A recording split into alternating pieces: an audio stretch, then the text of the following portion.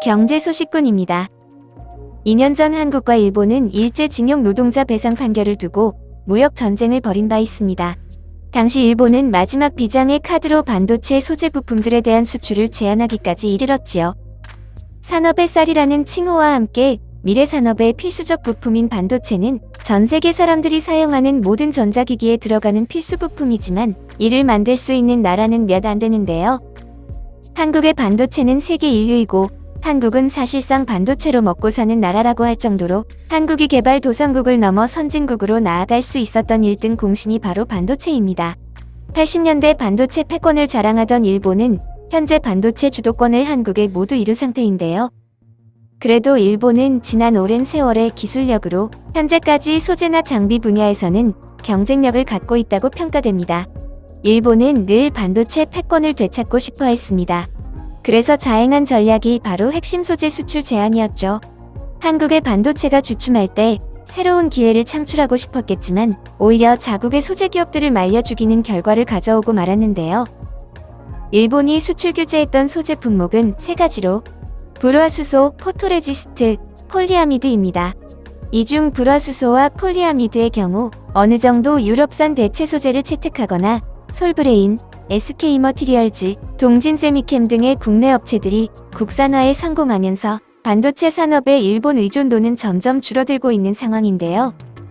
하지만 포토레지스트는 높은 기술력이 필요로 하는 소재로 여전히 80% 이상 일본에 의존하고 있던 중이었습니다. 포토레지스트란 빛에 반응하면 특성이 변하는 화학물질로 반도체나 디스플레이를 만들 때 쓰여지는 필수적인 소재입니다. 쉽게 말해 기판 위에 포토레지스트를 도포한 다음 전자회로를 판화처럼 새긴다고 보면 되는데요. 도포된 포토레지스트에 원하는 패턴 모양의 포토마스크를 덧댄 후 빛을 쬐어주는 방식으로 미세한 전자회로를 만들어냅니다. 반도체나 디스플레이 생산할 때 반드시 필요한 물질이지요. 한국전자통신연구원은 최근 포토레지스트 국산화에 성공합니다.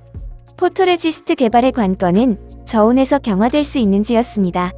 OLED 기판 위에 높은 온도에서 포토레지스트를 사용할 경우 OLED 기판에 문제가 생길 수 있어서 저온에서 굳어질 수 있는지가 진짜 기술이었는데요.